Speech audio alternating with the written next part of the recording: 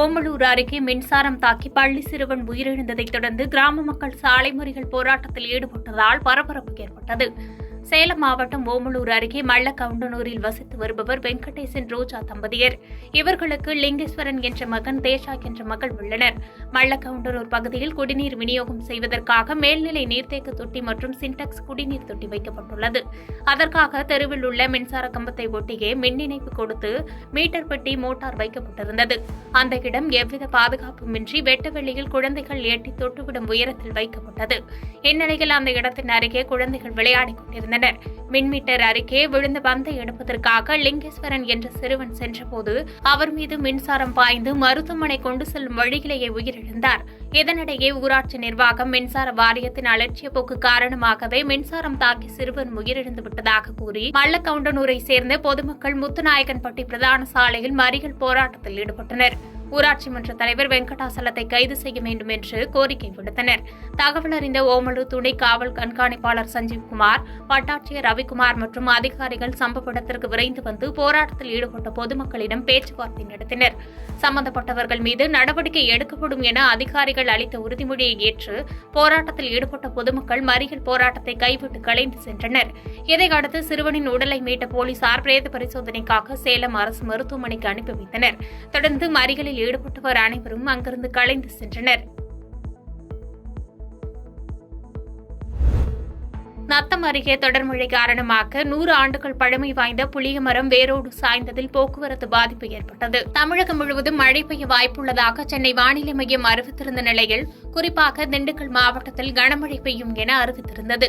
இந்நிலையில் இரவு முதல் திண்டுக்கல் மாவட்டம் நத்தம் சுற்றுவட்டார பகுதிகளான நத்தம், கோவில்பட்டி, வேலம்பட்டி, கர்ப்பு நகர், அசோக் நகர் உள்ளிட்ட பல்வேறு பகுதிகளில் விட்டுவிட்டு மழை பெய்து வந்தது. இந்நிலையில் இன்று அதிகாலை நத்தம் அருகே கோவில்பட்டியில் 100 ஆண்டுகள் பழமை வாய்ந்த புளியமரம் வேரோடு சாலையில் சாய்ந்தது. இதனால் நத்தம் மதுரை சாலையில் போக்குவரத்து பாதிப்படைந்தது. சம்பவ இடத்திற்கு விரைந்த நெடுஞ்சாலைத்துறையினர் மற்றும் வருவாய்த்துறையினர் மரங்களை வெட்டி போக்குவரத்தை சரி செய்தனர். காலை நேரத்தில் பொதுமக்கள் நடமாட்டம் இல்லாததால் பெரும் விபத்து தவிர்க்கப்பட்டது. குன்னூர் அருகே நேற்றைய தினம் ஆந்திராவில் இருந்து சுற்றுலா வந்த 3 பிக்கப் வாகனங்களில் ஒரு பிக்கப் வாகனம் கவிழ்ந்து விபத்துக்குள்ளானது. இதில் ஒரு பிக்கப் வாகனத்தில் பயணித்த ஒரு குழந்தை உட்பட 21 நபர்கள் படுகாயமடைந்தனர். அதன் சிசிடிவி காட்சிகள் தற்போது வெளியாகி பரபரப்பை ஏற்படுத்தியுள்ளது. நீலகிரி மாவட்டம் குன்னூர் அருகே உள்ள பெட்டட்டி பகுதியில் ஆந்திர மாநிலம் பல்கோடு பகுதியைச் சேர்ந்த சிலர் 3 சரக்கு வாகனங்கள் மூலம் இன்ப சுற்றுலா தமிழகத்திற்கு வந்து மதுரை போன்ற பல இடங்களை சுற்றி பார்த்துவிட்டு உதகைக்கு வந்தனர். உதகையிலிருந்து திரும்ப சொந்த ஊர் சென்று கொண்டிருந்த பொழுது குன்னூர் வண்டிசோலை அருகே உள்ள பெட்டட்டி பகுதியில் ஒரு பிக்கப் வாகனம் பள்ளத்தில் கவிழ்ந்து விபத்துக்குள்ளானது. இதில் 21 நபர்கள் படுகாயமடைந்தனர். அவர்களுக்கு உதகை அரசு மருத்துவக் கல்லூரி மருத்துவமனையில் சிகிச்சை அளிக்கப்பட்டு வரும் நிலையில் சரக்கு வாகனம் கவிழ்ந்த சிசிடிவி காட்சிகள் தற்போது வெளியாகி வைரலாகி வருகிறது. பூதப்பாண்டி அருகே காட்டாற்று வெள்ளத்தில் சிக்கி ஆற்றில் இழுத்து சென்று சென்னை ஐனாவரத்தை சேர்ந்த ரியாஸ்கானின் உடல் 4 கிலோமீட்டர் தொலைவில் கரை ஒதுங்கிய நிலையில் 24 மணி நேரத்திற்கு பின்பு மீட்கப்பட்டது. சென்னை ஐனாவரத்தை சேர்ந்த ரியாஸ்கான் மற்றும் அவரது குடும்பத்தார் நாகர்கோவிலில் ஒரு திருமண நிகழ்ச்சியில் கலந்து கொள்வதற்காக நேற்று நாகர்கோவிலுக்கு வந்தனர். நேற்று பிற்பகல் பூதப்பாண்டி அருகே உலக்கை அருவி செல்லும் வழியில் உள்ள சப்பாத்தில் இவர்கள் குளித்துக் கொண்டிருந்தபோது காட்டாற்று வெள்ளத்தில் சிக்கி 4 பேரை ஆற்றில் தண்ணீர் இழுத்து சென்றது. காப்பாற்றுங்கள் என்ற குரல் கேட்டு அக்கம்பக்கத்தினர் ஓடி வந்து 3 பேரை காப்பாற்றினர். ஆனால் ரியாஸ்கானை மட்டும் காப்பாற்ற முடியவில்லை. தண்ணீர் இழுத்து சென்றதால் உடலை தேடும் பணியில் தீயணைப்புத் துறையினர் தீவிரமாக ஈடுபட்டு வந்தனர். இந்த நிலையில் இன்று 24 மணி நேரம் கழித்து ஆற்றில் 4 கிலோமீட்டர் தொலைவில் அவரது உடல் கரை ஒதுங்கியது. தீயணைப்புத் துறையினர் அவருடைய உடலை மீட்டு உடற்கூறு ஆய்வுக்காக ஆசாரிப்பள்ளம் அரசு மருத்துவக் கல்லூரி மருத்துவமனைக்கு அனுப்பி வைத்தனர். திருமண நிகழ்ச்சிக்கு வந்த குடும்பத்தார் இந்த சம்பவத்தால் மிகப்பெரிய சோகத்திற்கு ஆளாகியுள்ளனர். வாலஜாபாத் அருகே முன்னே சென்ற லாரி மீது கனரக லாரி மோதிய விபத்தில் லாரி ஓட்டுநர் சம்பவ இடத்திலே உடல் நசுங்கி உயிரிழந்தார். காஞ்சிபுரம் மாவட்டம் வாலஜாபாத் அடுத்த வெண்குடி மேட்டுத்தெருவை சேர்ந்த குமாரவேல் என்பவர் சொந்தமாக லாரி வைத்து கட்டுமான பொருட்களை புறநகர் பகுதிக்கு எடுத்து செல்ல பணிகளை மேற்கொண்டு வருகிறார். இவருக்கு உதவியாக இவரது மகன் பொன்ராஜ் பணிபுரிந்து வந்த வேளையில் இன்று அதிகாலை 2 மணிக்கு பொன்ராஜ் ஆர்ப்பாக்கத்திலிருந்து கருங்கல் கற்களை ஏற்றிக்கொண்டு காஞ்சிபுரம் வாலஜாபாத் சாலையில் சென்று கொண்டிருந்தபோது வெங்குடி பகுதியின் முன்பே சென்று கொண்டிருந்த ஆந்திர மாநில பதிவெண் கொண்ட லாரி திடீரென கோளாறு ஏற்பட்ட நிலையில் பின்னால் வந்த கனரக லாரியை ஓட்டி வந்த பொன்ராஜ் கட்டுப்பாட்டை இழந்து லாரியின் பின்பக்கம் பலத்த சத்தத்துடன் மோதியது.